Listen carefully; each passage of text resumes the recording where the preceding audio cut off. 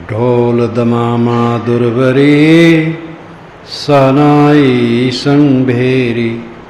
अवसर चले बजाए के है कोई राखे फेरी।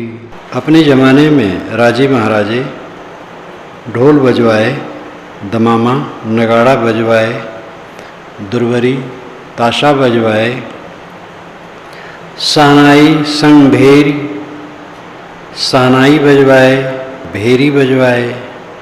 अवसर चले बजाए के अपने अपने समय में नौबन नगाड़े बजवा करके चले गए। है कोई राखे फेरी। किसी में दम है कि किसी को लौटा के रख ले? कोई नहीं रख सकता है। एक दिन ऐसा होएगा सब सो परे बिछो है। राजा राणा रावरंक सावध क्यों नहीं होए। सदगुरु कहते हैं कि एक दिन ऐसा होगा सबसे बिछो हो जाएगा। ये भरा पूरा समाज छोड़ करके इसी में से कई लोग चले गए। अपना भी नंबर वही है। अपने चित्त में सदैव शून्य रखो जड़ जगत को। समाधि का सुख उसको मिलता है जिसका पेट खाली हो और मन खाली हो। जब ध्यान में बैठो पेट एकदम खाली हो और मन खाली हो, मन में कुछ मान्यता कूड़ा कबाड़ है तो समाधि नहीं लगेगी। और पेट में गुजर गुजर है तो भी समाधि नहीं लगेगी। पेट खाली हो, मन खाली हो, तब अच्छी समाधि लगती है। इसलिए सुबह समाधि और ध्यान के लिए ये जरूरी है कि शाम को बहुत हल्का आहार लिया जाए। आवश्यकता हो तो, आवश्यकता न हो तो न भी लिया जाए। सबके वियोग के दिन को सब समय साधना चाहिए। समाधि क्या है? वियोग। सारी स्मृतियों को खो देना। कल 2 साधु आए, मेरे पास बैठे, बातचीत हुई, अपनी बात बताएं तो मुझसे पूछे आप बताइए। तो मैंने कहा आपकी बात में मेरी बात है। जो आपने कहा है वैसे रहना चाहिए। तो हंसने लगे, कहने कुछ बताइए। तो मैंने कहा आप अपने असली उद्देश्य को बताइए। तो कहे आत्मा का परमात्मा में मिल जाना। तो मैंने कहा आत्मा तो आप हैं, परमात्मा कहाँ है, कैसे मिलेंगे? तो मुस्कुराने लगे। तो मैंने कहा आप कल्पना करेंगे परमात्मा कहीं है, मैं उसमें मिल रहा हूँ, और कल्पना करेंगे वही समाधि से अलग है। सारी कल्पनाएं शून्य हो जाएं तब समाधि। मिलना किसी में नहीं, शेष रह जाना है। तो दोनों बड़ी गंभीरता से लिए। वस्तु ऐसी सीख ही नहीं दी जाती। हल्ला यही है, बूंद समुद्र में मिल जाए। बूंद जीव है, समुद्र ब्रह्म है। लेकिन साहब ने कहा है बूंद समाना समुद्र में सो जाने सब कोय। समुद्र समाना बूंद में जाने बिरला कोय। बूंद समुद्र में गिरती है सब देखते हैं, लेकिन समुद्र बूंद में समाया है ये बिरला समझता है। उदाहरण में भी समुद्र का ही पानी भाप बनकर आकाश में जाता है तब बूंद होता है। ये वैज्ञानिक दृष्टि वाले जानते हैं। उदाहरण ज्यों को त्यों नहीं लगता। सार यह है कि ब्रह्म जीव में पहले से ही समाहित है। ब्रह्म नाम बड़ा श्रेष्ठ, श्रेष्ठत्व विशेषत्व आत्मा का स्वभाव ही है, कहीं मिलना नहीं है, शेष रह जाना है।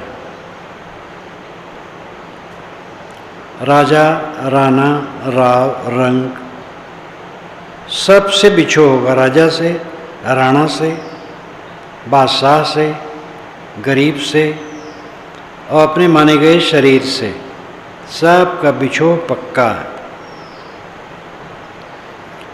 उजड़ खेड़े टेकरी घड़ी घड़ी गए कुम्हार, रावण जैसा चली गया लंका का सरदार। उजड़ खेड़े, जिन्होंने उजड़ को खेड़े बनाया था, उजड़ जंगल, खेड़े गांव, जंगल को काट करके उन्होंने नगर बसा दिया था। टेकरी घड़ी घड़ी गए कुम्हार, कुम्हारों ने टेकरी को, टीले को खोद खोद कर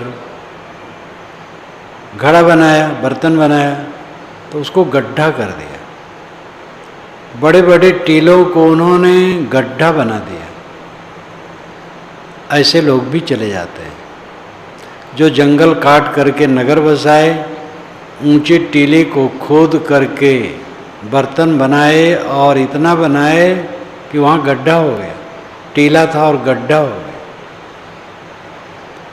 और इतना ही नहीं, रावण जैसा चल गया लंका का सरदार। कहानी के अनुसार रावण बहुत प्रतापवान, लेकिन वो भी चला गया। इस अंतिम विदाई को हरदम देखने वाला संतापित नहीं होता है। किस लिए विवाद, किस लिए झगड़ा, किस लिए कलह, रहना ही नहीं है यहाँ। अचानक समाप्त, सारा खेल झूठ।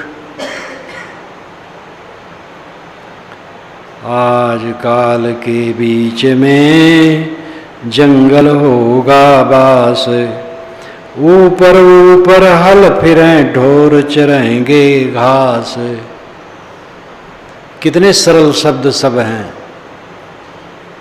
और कितनी बड़ी बात है।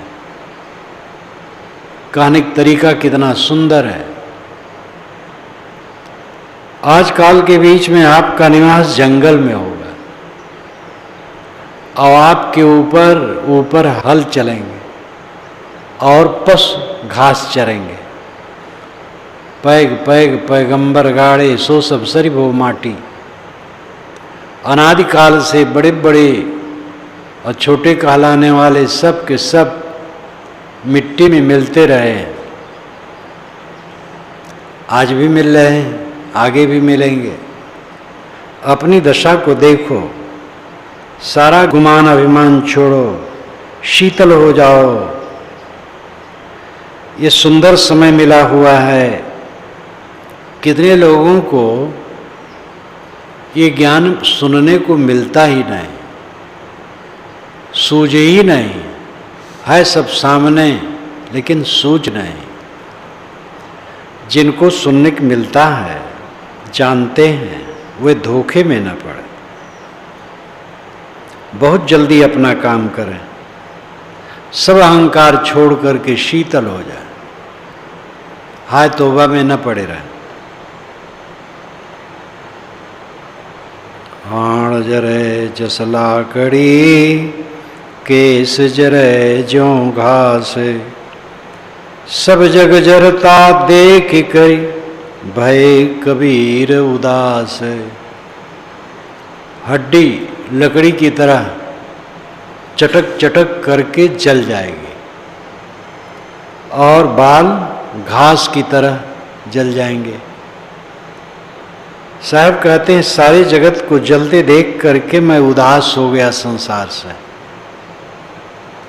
यहाँ तो सब जल जाने वाले हैं, काल निरंतर सबको पका रहा है। पानी केरा बुदबुदा इस मानुष की जात, देखत ही छिप जाएंगे ज्यों तारा प्रभात। पानी के बुलबुले मनुष्य की जात, पशु पक्षी कीड़े मकोड़ों की जात भी ऐसे है, लेकिन उनको उपदेश लगने वाला नहीं, इसलिए मनुष्य को कहा। वेदों में मृत मनुष्य को ज़्यादा कहा गया। मानव मनुष्य या इसके पर्यायवाची शब्द बहुत कम कहे गए। मृत, जहाँ मृत आता है वेदों में, उसका अर्थ होता है मनुष्य। मृत का अर्थ होता है मरण धर्म, जो मरने वाला है। मरने वाले जानवर भी हैं, लेकिन उनको मृत नहीं कहा गया। वेद में जहाँ मृत्य आएगा तो भाष्यकार लोग जानवर नहीं करेंगे, मनुष्य करेंगे। वेद के ऋषि मनुष्य को क्यों मृत्य कहते, जानवर को मृत्य क्यों नहीं कहते? क्योंकि वे समझते हैं कि आदमी ही समझ सकता है, आदमी को ही उपदेश देना है, आदमी को बताना है कि तुम मृत्य हो। प्रोफेसर क्लास में खड़ा होता है तो कहता है केशव मृत्य है, दामोदर मृत्य है। ये नहीं कहता बच्चों मैं मृत्य हूँ, तुम मृत्य हो।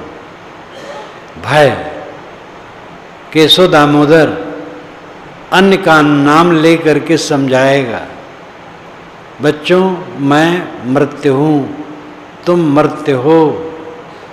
कोई प्रोफेसर कह दे हड़कंप मच जाएगा। कॉलेज में लोग कहेंगे क्या बेहुदा वचन कर रहे हैं, केशव मृत्य है, दामोदर मृत्य, हम मृत्य नहीं। अपने को बचाए रखने की चेष्टा सब समय। पानी की बुदबुदे की तरह सबका जीवन है। इस मानुष की जात पैदा हुआ, जात पैदा होना। मनुष्य जो पैदा हुआ मनुष्य है, पानी की बुदबुदे की तरह। जैसे प्रातः होते ही तारे छिप जाते हैं, वैसे कुछ ही दिन में प्राणी छिप जाते हैं, बड़े बड़े लोग गायब हो जाते हैं। रात गंवाई सोए कर, दिवस गंवायो खाए।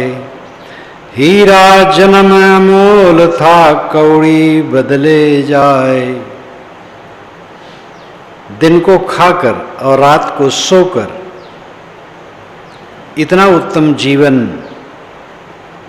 जिसकी कीमत नहीं अदा की जा सकती है, कौड़ी के बदले में जा रहा है।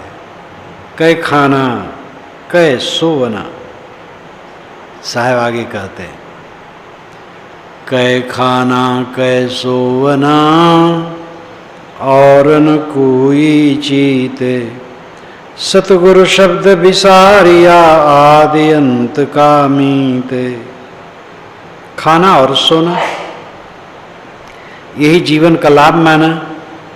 सतगुरु के शब्द को भूल गया, जो आदि अंत का मीत है, सब समय मित्र है। गुरु उपदेश सब समय कल्याणकारी है, और उसको तुम विसारे हो, खाने सोने में समय बिताते हो। आछे दिन पाछे गए, गुरसों किया न हेत। अब पछतावा क्या करे, चिड़िया चुग गई खेत। अच्छे अच्छे दिन खिसक गए।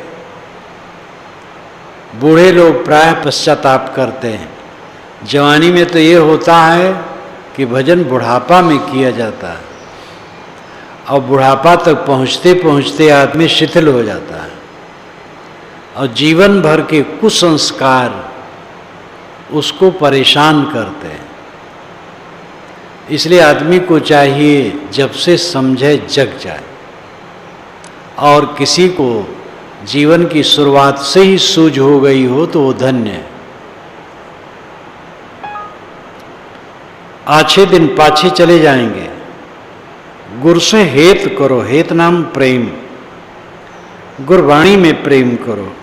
जब चिड़िया खेत चुग ले तब पछताने से क्या होगा? पहले से रक्षा करो जिससे चिड़िया चुग न पाए। इंद्रिय और मन के उपद्रव में जीवन बीत गया तो क्या मतलब हुआ? आज कहे मैं कल भजूं, काल कहे फिर काल। आज काल के करत ही अवसर जासी चाल। आज कहता है कि कल साधना भजन करूंगा, जब कल आता है तब फिर कल। इस प्रकार आज काल करते करते समय भाग जाता है। समय आज है, जो बीत गया है वो मर गया, और जो भविष्य है वो एक स्वप्न है, उसका कुछ पता नहीं। वर्तमान हाथ में है और वर्तमान बहुत पतला है, बहुत पतला, कागज से भी पतला। जैसे वर्तमान सोचो भूत हो जाता है, इतना खिसकता है वर्तमान।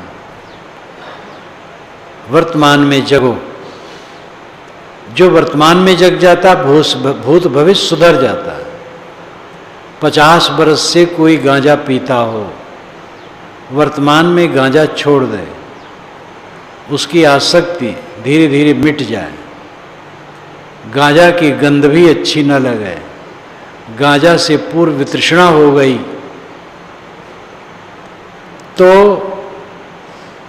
50 बरस से जो गांजा पीता था वो 50 बरस के गांजा की आसक्ति नहीं रही। वर्तमान में आसक्ति खत्म हो जाने से पुरानी आसक्ति बची नहीं रहती है। कोई कहे वर्तमान की आसक्ति तो खत्म हो गई, लेकिन पहले वाली धरी है, कैसे धरी रहेगी? पहले वाली आसक्ति वर्तमान की आसक्ति पर ही निर्भर है। वर्तमान में आसक्ति खत्म हुई, पहले वाली सब खत्म हुई। वर्तमान में अनासक्त है। अब आगे दिन जो आए सावधान रहे, साधना में रहे, तो पूरा भविष्य अनासक्त होके बिताएगा। जो वर्तमान में अपने को सुधार लेता है, भूत भविष्य उसके अपने आप सुधर जाते हैं। काल करे सो आज करे, सबही साज तू साथ।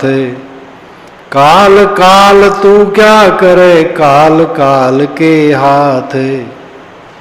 साहब कहते आज जो करना है वो अभी कर ले, सब साज तुम्हारे साथ में है। जो कल करना है आज ही कर लो, आगे की आशा न रखो। काल काल क्या करता है? काल तो काल के हाथ में है, कल तू करेगा। काल करे सो आज करे, आज करे सो अब्बे। पल में प्रलय होएगी, बहुरी करेगा कब। जो कल करना है आज कर लो, जो आज करना है अभी कर लो। पल में प्रलय होने वाला है, फिर कब करोगे? ये साखी बहुत प्रसिद्ध है। पाव पलक की सुधि नहीं, करे काल का साज। काल अचानक मारसी, ज्योति तर को बाजे। साहब कहते हैं पाव पलक की सुधि नहीं, पलक के पाव जितने समय में पलक गिरती है उतने समय का चतुर्थांश।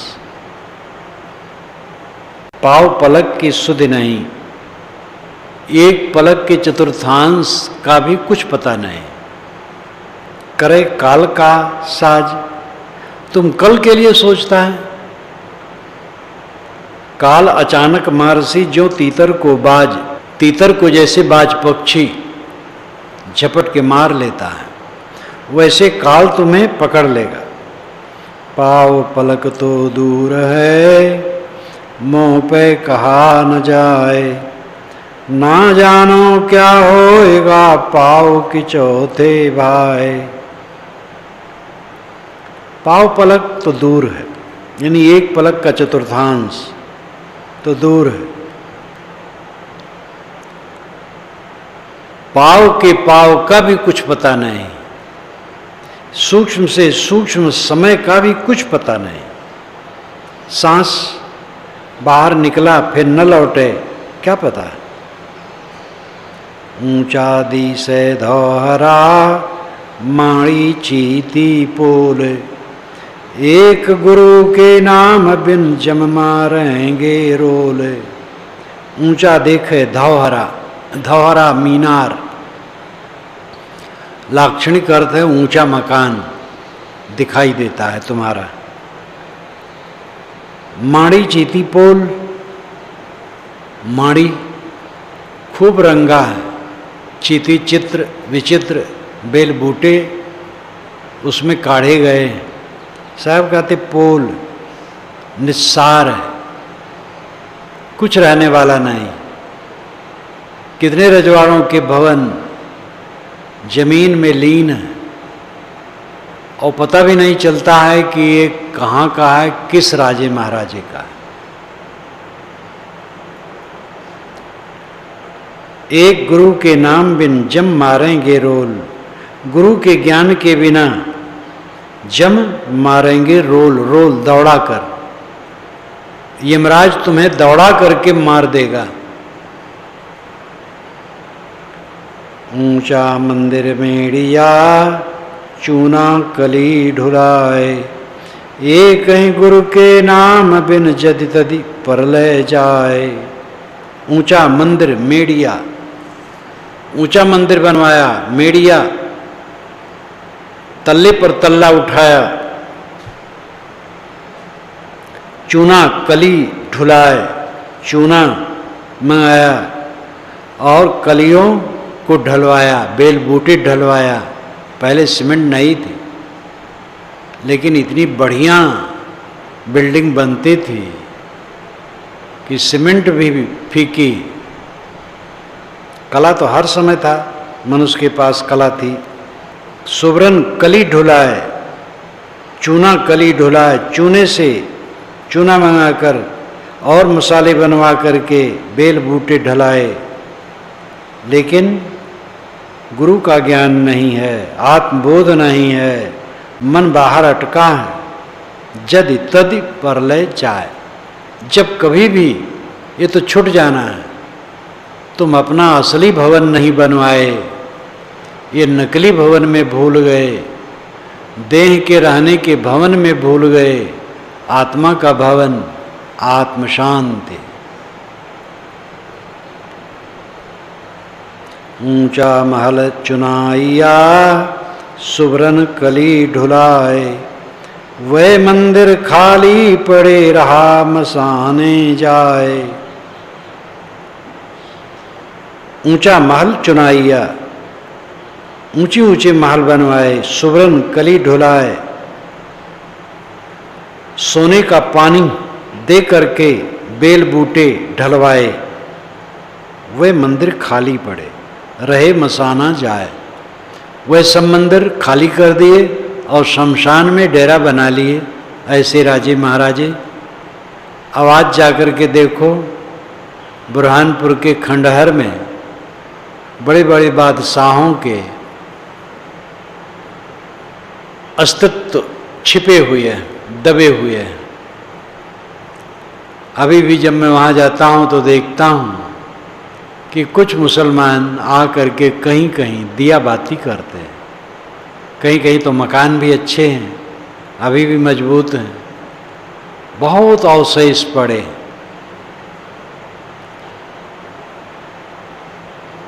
सातों शब्द जो बाजते घर घर होते राग, ते मंदिर खाली पड़े बैठन लागे कागे। सारे गामा पाधानी, सात स्वर जहाँ कमरे कमरे में उठते थे, राग रागनी चारों तरफ झनकार, घर घर होते राग, कमरे कमरे में संगीत के स्वर गूंजते थे। वह मंदिर खाली पड़ गए और कौवा बैठते हैं, पक्षी बैठते हैं, वहां कोई नहीं। कहा चुनावे मेड़िया चूना माटी लाए, मीच सुनेगी पापनी दौड़ किलेगी आए। कैसे कैसे प्रयोग करके साहब समझाते हैं। कहाँ चुनावे मेड़िया, मेड़िया नाम तल्ला, ऊपर तल्ला, ये गुजराती भाषा है। तल्ले पर तल्ला कहाँ चढ़ाते चला जा रहा, चूना माटी लाए, चूना और मिट्टी ला लाकर। मीच सुनेगी पापनी, मृत्यु पापनी सुनेगी कि बड़ा बिल्डिंग बनवा रहा है, तो दौड़ के लेगी आए, दौड़ के तुम्हें उठा ले जाएगी और मकान यहीं रह जाएगा। ये सब का अर्थ ये नहीं है कि मकान आदमी न बनावे, जरूरत पड़ने पर तल्ला न बनवावे। एक तो वैदिक विद्वान ने कहा है, वाह आजकल तो तल्ले पर तल्ला। देखो वैदिक ऋषियों ने क्या कहा है, अष्टपक्षा, खष्टपक्षा, अष्टपक्षा, यानी छप्पर के मकान, 8 छप्पर के मकान, छप्पर छप्पर के मकान। अब भला बताओ, कलकत्ता, बंबई, दिल्ली, मद्रास इत्यादि में कोई 1-2 बिस्सा जमीन खरीदे और छप्पर धरे, कहाँ उचित है? तो तल्ला बना दे, 10-20 तल्ला, बहुत लोग रहे। लेकिन वो इतने इतने छप्पर का मकान, अथर्ववेद में लिखा है। वो जमाना था, बांस के सहारे पर छप्पर छा करके रखते थे। छप्पर का अपना महत्व है। तो समय के अनुसार तल्ले पर तल्ला उठाना बुरा नहीं, छोटा बड़ा मकान जरूरत के अनुसार बनना बुरा नहीं। बुराई यह है कि हम बेभान रहते हैं, सावधान रहे। कहा चुनावे मेड़िया लंबी भीत उसारी, घर तो 3.5 हाथ घना तो 4.25। कहाँ चुनावे मेड़िया, मेड़िया तल्ले पर तल्ला कहाँ उठाता जाता है? लंबी भीत उसारी, लंबी लंबी दीवारें, बड़े बड़े बरामदे। घर तो 3.5 हाथ, तेरा घर 3.5 हाथ का होना चाहिए, उतने में लेट जाओगे। घना तो 4.25, बहुत ज़्यादा तो 4.25 हाथ बस। अब कोई मकान बनावे 4.25 हाथ का, तो ये सब लाक्षणिक है। अर्थ है उस मकान की याद रखो। हवा प्रकाशदार मकान बनाओ, लेकिन एक दिन के लिए याद करो जब हवा प्रकाश उसमें नहीं रहेगा और उसमें दफना दिए जाओगे, और आग में रख करके तुरंत खाक कर दिए जाओगे। 5 तत्व का पूतरा मानुष धरिया नाम, दिनाचार के कारणे फिर रोके ठाम। 5 तत्व का पुतला ये शरीर है, जिसका नाम मनुष्य रखा गया है। दिनाचार के कारणे फिर रोके ठाम। 4 दिन की ये चहल पहल है, 4 दिन का ये मिलना जुलना है। 4 दिन भी लाक्षणिक है, 4 दिन पक्का नहीं है, और 4 दिन नहीं, हजारों दिन जीवन में बीतते हैं। तो 4 दिन का लाक्षणिक अर्थ है थोड़ा समय, मिलना जुलना, ये सब थोड़े समय का है। परिचित चेहरे ये अपरिचय के गर्त में ही नहीं डूबेंगे, विस्मृत के गर्त में सदा के लिए डूब जाएंगे। यहाँ पर जितने बैठे हैं इनके सबके नाम और रूप कुछ भी नहीं, खाली मिट्टी है, सब की मिट्टी है। अपना माना हुआ, दूसरे का माना हुआ, सब कुछ मिट्टी। और वैसे सारे संसार की दिनाचार के कारणे फिर रोके ठाम। साहब कहते 4 दिन के चहल पहल में पढ़कर, 4 दिन के ऐश्वर्य में पढ़कर फिर रुके ठाम। अपना ठाम, अपनी जगह पर पहुंचने का रोक क्यों करता है? अपनी जगह पहुंच, रास्ता मत रोक, माया मोह में मत फंस। जो कुछ मिला है कहीं मोह मत कर। कहीं कबीर ते उबरे जाहि न मोह समाए। कहीं भी मोह न समाए, तब मन शुद्ध होगा। पाकी खेती देखी के गर्भ किया किसान। अजहूं झोरा बहुत है घर आवे तब जान। खेती पक गई, फसल पक गई, किसान को गर्व हुआ, वाह खूब अन्न होगा। साहब कहते अजहूं झोला बहुत है, अभी भी बहुत झंझट है, ठिकाना नहीं क्या हो। घर आवे तब जान, जब घर में रख लो तब समझो आ गया, कुछ पता नहीं। एक की फसल इतनी बढ़िया हुई, एक की गेहूं और एक का धान, ये भिन्न भिन्न देश काल में हुआ। धान बहुत बढ़िया लगा था और दुश्मन जल रहे थे, खलिहान में कोई नहीं था। दुश्मन रात में आए, खूब उसको मीजे और झाड़े जितना बन सका और ले गए, बाकी में आग लगा दी। और आग लगाए तो एक खरही दूसरे खरही से पैरा लगा दिए, जिसे खूब जले और सब जल गए। बहुत दिनों के बाद एक घटना घटी। एक सज्जन का गेहूं, खूब गेहूं था, उनके भी दुश्मन लग गए। उसमें झाड़ झूड़ तो क्या पाएंगे, गेहूं में झट से झाड़ना मुश्किल है। आग लगा दी, सब कुछ खाक हो गए। ऐसी घटनाएं भी होती हैं। पक्के महल जलते हैं और कई तल्ले सब बैठ करके जमीन में हो जाते हैं, सब कुछ नश्वर। हाण जड़े लकड़ी जले, जले जलावन हारे। कौतुक हारा भी जले, कासों करूं पुकारे।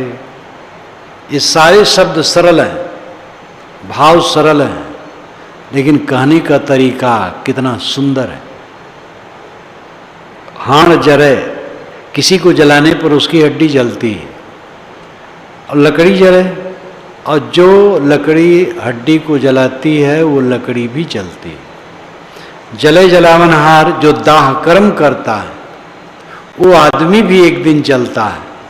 साहब कहते इतना ही नहीं, कौतुक हारा भी जले। वहाँ सैकड़ों लोग जो उस बारात में गए हैं वे भी एक एक दिन जलते हैं। कासो करूं पुकार, किसको पुकारूं, कौन बचाने वाला है। एक साखी का मनन करे तो पूरी मौत है, और बहुत वाणी का गट्ठर सिर पर बांधे बांधे मोही बने रहे जीवन भर, क्या मतलब होगा। बहुत वाणी इसीलिए पढ़ना मनन करना जरूरी है कि अभ्यास बना रहे। बात तो वही रहती है, इसको पुनरुक्ति कहें, रिपीटिशन कहें, दोहराना कहें, बहुत जरूरी है। वही तो रोज खाते हो, वही पहनते हो, वही प्रातः कितना मनोहर रोज लगता है, वही शाम, वही रात कितनी प्यारी लगती है सोने के लिए। रोज रोज तो वही करते हो। तो रोज रोज ज्ञान विवेक के वचन का अभ्यास बहुत जरूरी है, जिससे मन सदैव साफ सुथरा बना रहे। हाण जले लकड़ी जले, जले जलावन हारे। कौतुक हारा भी जले, कासों करूं पुकारे। घर रखवाला बाहिरा, चिड़ियां खाई खेत। आधा परधा उबरे, चेत सके तो चेत। घर रखवाला बाहिरा, जो घर का रखवाला है वो बहरा है, उसको पुकारो तो सुनता ही नहीं है। चिड़िया खाई खेत, चिड़ियों ने खेत को खा लिया और मैं पुकार रहा हूं, तेरे खेत को चिड़िया खा रही हैं, लेकिन वो बारह सुनता ही नहीं। आधा पर्दा उभरे चेत सके तो चेत, जितना बच गया आधा पर्दा वही बचा ले। जगना हो तो जग जा। जीवन का बहुत हिस्सा चला गया और इतने जीवन में तू अपने मन में खुराफात भरा और कुछ नहीं किया। राग किया, द्वेष किया, कलह किया, विवाद किया, उलझन की बात की, बेकार बेकार की बात, जिससे तेरा नरक हो वही काम किया। कल्याण हो, शांति मिले, वो काम नहीं किया। जल्दी चेतो। मौत विसारी बावरी अचरज किया कौन, तन माटी में मिल गया ज्यों आटा में लौन। मौत विसारी बावरी, ऐ पगली बुद्धि मनुष्य की, तूने मौत को विसार दिया। मौत को क्यों भूल गई? मौत की याद अमृत है। अचरज किया कौन, ये आश्चर्य में तेरे को किसने डाला? दुनिया की चकर मकर ने, जो झूठ है। हिरणमयन पात्रेण सत्यस्यापिहितं मुखम तत्त्वं पूषन्न पाविरणु सत्य धर्माय दृष्टे। हिरणमय पात्र से सोने जैसे चमकते बर्तन से सत्य का मुख ढका है। ऐ पूषण, ऐ ज्ञान विज्ञान का पोषक आत्मा, तत्त्वम अपावृणु, उसको तू हटा दे। सत्य धर्माय दृष्टे, सत्य धर्म के दर्शन के लिए। वेदों में प्रायः प्रार्थनाएं प्राकृतिक देवताओं से विनय करके, हठ करके, उलाहना देकर देवताओं से धन, भोग, ऐश्वर्य, स्वर्ग मांगा गया है। लेकिन ऐसे भी वचन है वेद में कि ये चमक दमक से तुम्हारा सत्य का मुख ढका है, इसको हटा दो। ये चमक दमक से तुम ठगाए जा रहे हो, सावधान, जग जाओ।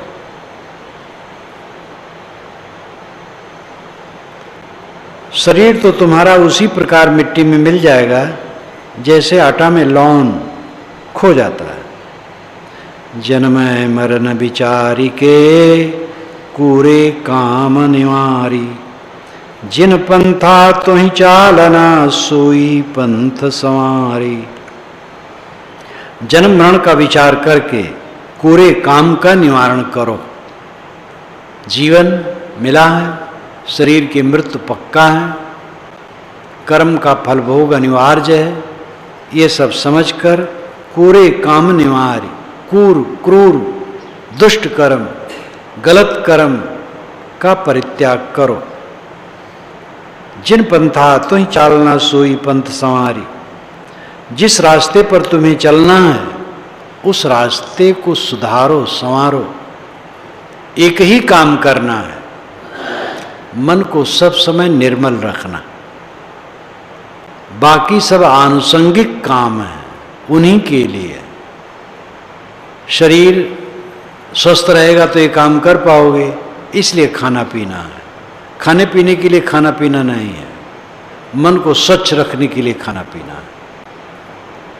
दूसरे लोग आपकी सेवा करते हैं, सहयोग करते हैं, इसलिए आपको भी दूसरे का सहयोग करना है। ये सब क्यों करना है? क्योंकि सहयोग ले दे करके मन को शुद्ध कर लें। यावत कर्म लोक मंगल का काम करना है। हमारा मंगल गुरुजनों ने किया है, वो कर रहे। सदगुरु न मिले होते, रास्ता न दिखाते, तो हम पता नहीं कहाँ भटकते होते। संत, गुरु, भक्त, सज्जन, ये सब के सहयोग से ये सब सौभाग्य मिला है। उन लोगों ने हमारी कितनी रक्षा और सेवा की है, अब आज भी कर रहे हैं, इसलिए हमारा भी कर्तव्य है, करें। ये सब किस लिए? मन को शुद्ध करने के लिए। अपना मन साफ कर लो, मन में कोई ग्लानि, कोई पीड़ा, कोई संताप न रह जाए तो सफल हो। बहुत काम करते हो, मन साफ नहीं करते हो, बहुत काम करने का अहंकार बेकार है। कम करो, कोई हर्ज नहीं, मन साफ रखो। बहुत कला वाले हो, न कला रहे कोई हर्ज नहीं, मन साफ रखो। इसी प्रकार जितनी योग्यताएं हैं, विभिन्न व्यक्तियों में विभिन्न योग्यताएं होती हैं। हम अपने इर्द गिर्द देखें तो कितने बच्चों में वो योग्यताएं होंगी जो मेरे में नहीं होंगी। तो ये सब योग्यताएं जितनी हैं उनके द्वारा समाज की सेवा करना ठीक है, लेकिन सबसे बड़ा काम आपका क्या है? मन को साफ रखना। कोई आपके लिए क्या कहा ये न सोचो, आपने भी क्या कह दिया था ये भी भूल जाओ। मन साफ रखो, दूसरे के लिए मन साफ, अपने लिए साफ, सब समय मन साफ, ये जीवन का फल है। एक काम यही कोई कर ले तो कुछ बाकी नहीं रहता, फिर तो आनुषंगिक काम, उसमें लगे पगे काम वो होते रहेंगे। कूरे काम निवारी, जिन पंथा तुम चालना सोई पंथ संवारी। जिस पंथ में तुम्हें चलना है उसी पंथ को संवारो। किस पंथ में चलना है? चित्त की स्वच्छता के पंथ में चलना। सुबह से शाम तक चित्त पूरा स्वच्छ है, इससे बड़ी उपलब्धि दुनिया में कुछ नहीं। माटी कहे कुम्हार को, क्या तू रौंदे मोही। एक दिन ऐसा होएगा मैं रौंदूंगी तो ही। ये भी कितना विदग्धात्मक है। कुम्हार मिट्टी लाया, पानी डाला, पैर से रौंदने लगा। मिट्टी ने कहा, अरे कुम्हार तू क्या मेरे को रौंदता है? एक दिन ऐसा आएगा मैं तेरे को रौंदूंगी। ये कहने में कितना लालित्य आया, कितना बढ़िया अलंकार है। याद करे कुम्हार और हम सब याद करें, ये हमारा शरीर रौंद जाएगा मिट्टी में। लकड़ी कहे लुहार से, तू मत जा रे मोही। एक दिन ऐसा होएगा मैं जारूंगी तो ही। कहा किया हम आए के, कहा करेंगे जाए। इत के भय न ऊत के चाले मूल गंवाए। लकड़ी जल रही थी, लुहार से उसने चिल्ला करके कहा, अरे लुहार तू मुझे क्या जलाता है? एक दिन होगा मैं तेरे को जलाऊंगी। इस संसार में आया और गया, क्या पाया? न इधर के हुए न उधर के हुए, न खुदा ही मिले न विशाले सनम। खुदा खुद आ स्वयंभू, ये डॉक्टर भगवान दास जी की परिभाषा है, जो संस्कृत, अरबी, फारसी, इंग्लिश, हिंदी सब भाषाओं के प्रकांड पंडित थे। इन भाषाओं के खुद आ, बड़ा मस्तानगी से उन्होंने परिभाषा की। खुद आ स्वयंभू, खुद नाम स्वतः, आ नाम आ गया, है अस्तित्ववान है। आत्मा ही खुद है, वही खुदा है। तो उस अपने अस्तित्व में तो नहीं स्थित हुआ, न खुदा ही मिले न विशाले सनम। विशाल का अर्थ होता है मिलना, सनम का अर्थ होता है प्यारा, प्यारा प्यारी। नहीं मिला, दुनिया के लोग भी नहीं मिले। दुनिया के लोग मिलेंगे छुटेंगे, तो मिला कहाँ? न खुदा ही मिले न विशाले सनम। न खुदा मिला, न आत्म शांति मिली, और न बाहर वाला भी प्यारा मिला।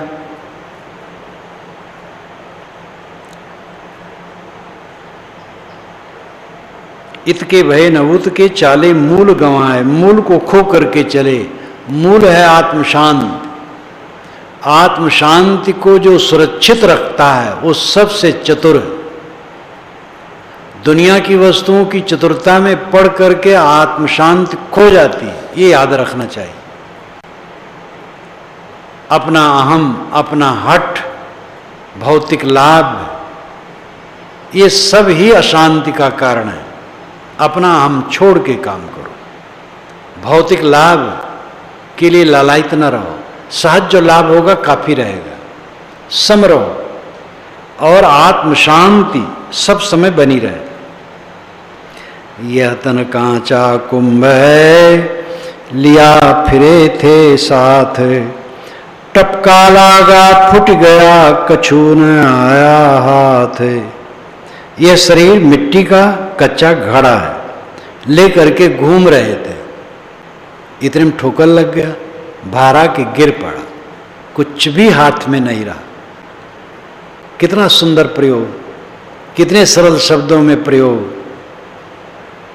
यह तन कांचा कुंभ है, लिया फिरे थे साथ, टपका लागा फुट गया कछु न आया हाथ।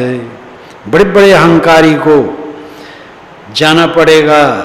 रामायण की वो कहानी इस पर याद आती है, जब कहा गया हनुमान जी से कि जाओ भाई सुखेन वैद्य को लाओ, जो रावण का वैद्य, तभी लक्ष्मण जिएगे नहीं, और सूर्य उगने के पहले लाओ।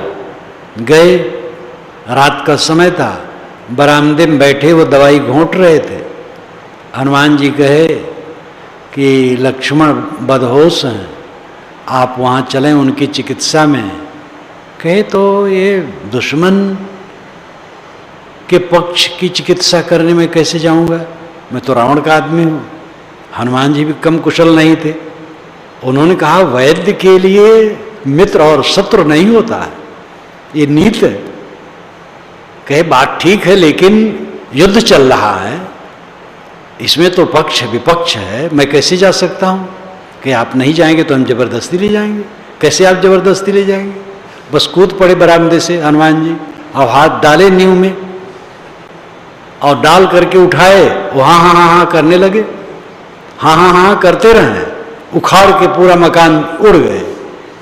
अब बेचारे कूद पड़े तो मर जाए, मजबूर हो गए। ऐसे एक दिन आएगा, मौत आएगी, आप हाँ हाँ हाँ करते रहे, वो लेके उड़ जाएगी। यह तन कांचा कुंभ है, चोट चहूं दिस खाए, एक कहीं गुरु के नाम बिन जदि तदि परलय जाए।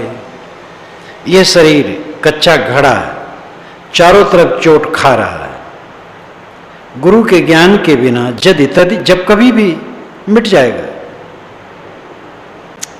यह तन कांचा कुंभ है, माही किया रहिवास, कबीर नैन निहारिया नहीं जीवन की आस।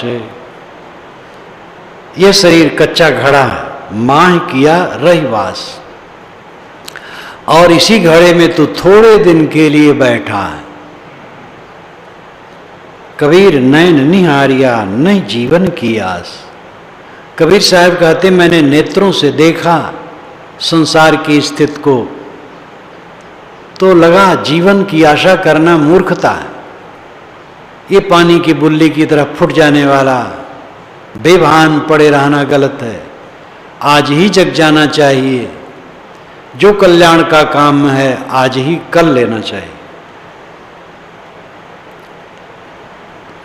दुनिया से ती दोस्ती होत भजन में भंग, एकाएकी राम सो कैसा धुन के संग। दुनिया से दोस्ती करने में भजन में भंग पड़ता है, तो क्या दुनिया से दुश्मनी करे। यहां दोस्ती से अभिप्राय मोह माया बढ़ाने से। दोस्ती तो सब दोस्त हैं, दुनिया के सभी लोग मित्र हैं, शत्रु कोई नहीं। यहां अभिप्राय है कहीं राग बांधने से बंधन पड़ेगा। एक व्यक्ति में भी राग मत बांधो, गृहस्थों से मोह न करो, और ये साधु संतों से भी मोह न करो। साधु संतों कि ज्ञान को लो। ये साधु संत हैं, अगर इन्हीं में किसी से मोह करने लग जाएं तो वही गले की फांसी। किसी साधु किसी ब्रह्मचारी से मोह न करो। साधु ब्रह्मचारियों को चाहिए सबसे समता, किसी एक से ज्यादा मैत्री न बनाओ। दो जने मित्र बन गए तो वही साथ साथ घूमते हैं, जब देखो तो वही साथ साथ घूमते, ये ठीक नहीं है। और वही साथ साथ बैठना चाहते, ये भी ठीक नहीं है। किसी साधु किसी ब्रह्मचारी से घनिष्ठ मित्रता न बनाओ। सब मित्र हैं, सब सम सहज। तो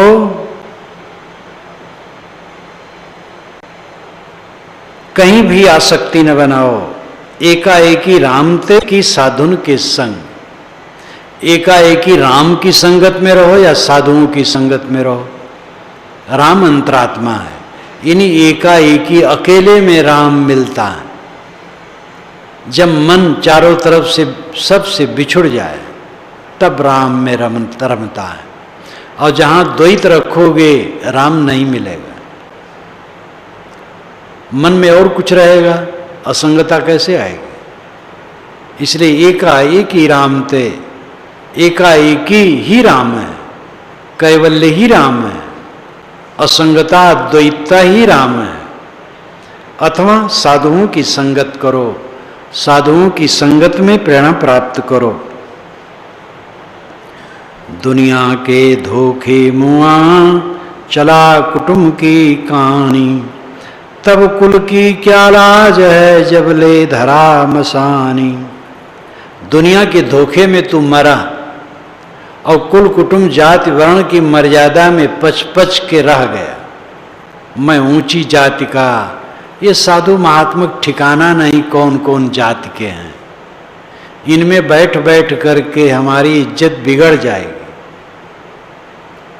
ऐसा धोखे में रहने वाला कभी भी कल्याण नहीं कर सकता है। पंडितों ने भी इस पर कहा, महाभारत में जो कथा आई कि घंटा टांग दिया गया और जिनके भोजन करने पर घंटा बजे वो पुनीत माना जाएगा।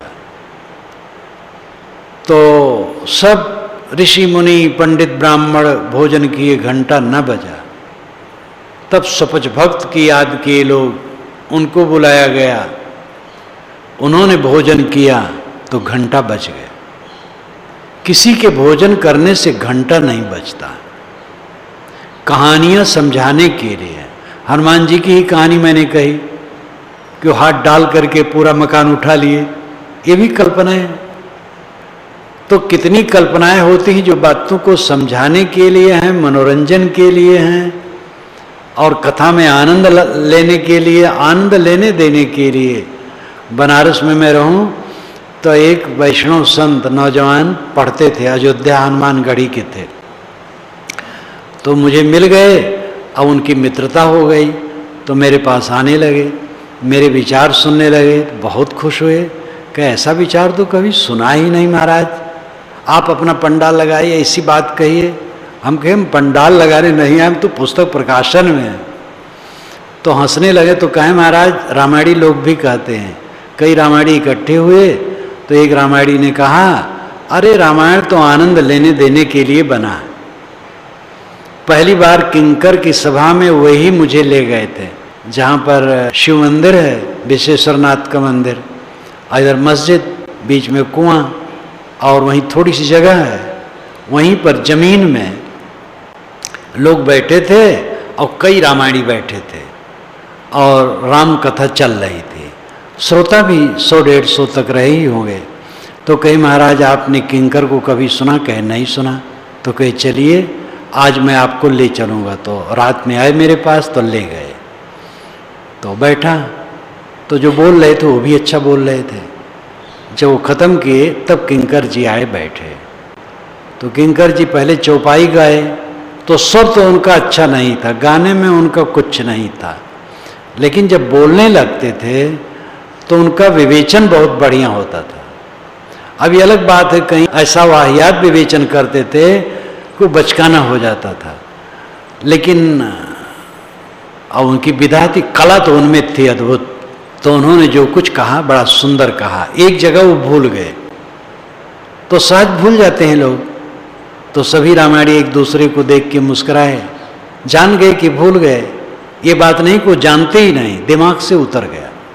जैसे मोतीलाल नेहरू एक बार जिरह करते हुए विपक्ष का पक्ष ले लिया था, विपक्ष की बात ही कहने लग गए थे।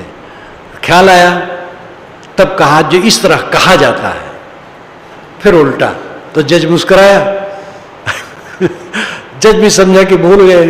वो जज भी समझता है कि झूठ बोल रहे हैं, वकील झूठ बोल ही रहा है, वो सब समझते झूठाई।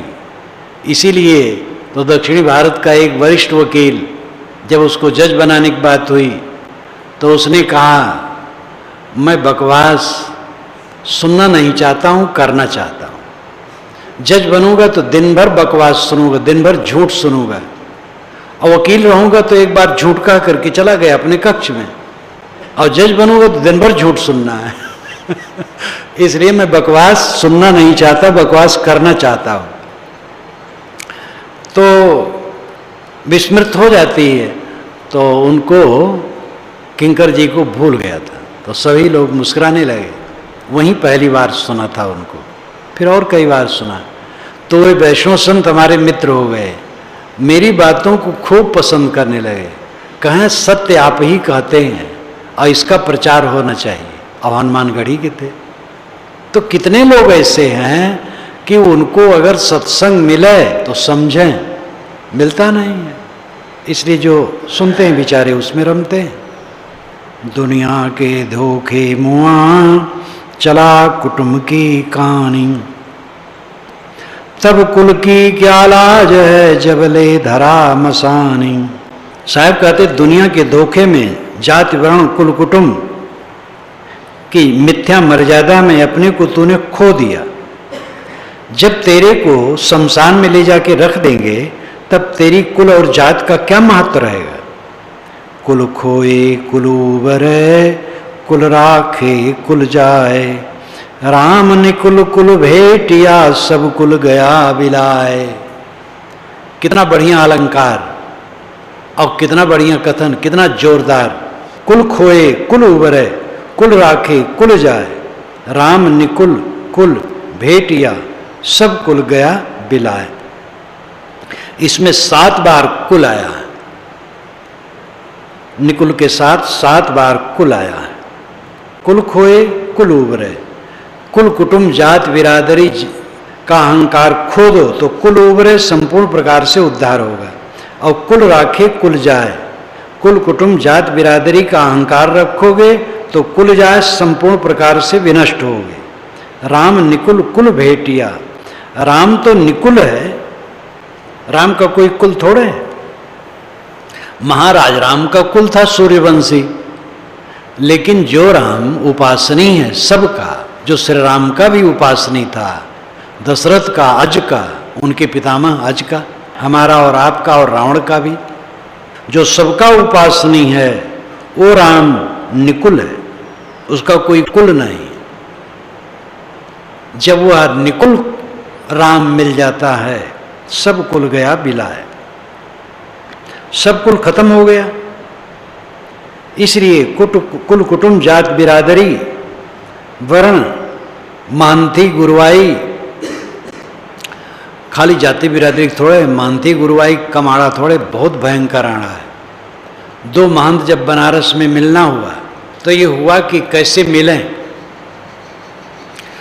एक तो बैठा है, एक आ रहा है, तो जो बैठा है वो बड़ा, जो आया रहा छोटा। तो जो आ रहा है उनके चेले कहे कि हमारे गुरु जी ऐसे मिले नहीं जाएंगे, तो जो बैठे थे वो चले, और जो आ रहे थे वो सवारी से उतरे तो गली में मिले। तो गली में मिले तो कोई छोटा नहीं रहा, दोनों बराबर रहे। अब बैठने को हुआ तो दाहिने बाएं कौन बैठे, एक दाहिने बैठेगा एक बाएं बैठेगा, तो उसमें क्या समाधान हुआ है ख्याल नहीं। लेकिन इतने ख्याल है कि दोनों गली में मिले, वर्ण व्यवस्था से अधिक रोग है। खाली वर्ण व्यवस्था वाले दोषी नहीं है, जहाँ कहीं अहंकार करो वहीं ये सब रोग है। तो वेश मर्यादा, जाति मर्यादा, कुटुंब मर्यादा, पद मर्यादा, अनेक मर्यादाएं हैं जो कल्याण में भयंकर खाई, इस सब को खो करके कल्याण होने वाला है। और सब झूठ है, एकदम झूठ। झूठे में ये जीव उलझा, ये वैराग से ही ये झूठ का पर्दा टूटने वाला है और कोई साधन नहीं। इसलिए गृहस्थ, विरक्त, स्त्री, पुरुष सबके मन में उत्कट वैराग्य उदय होना चाहिए, अनासक्ति। तभी ये पर्दा टूटेगा और तभी कल्याण होगा।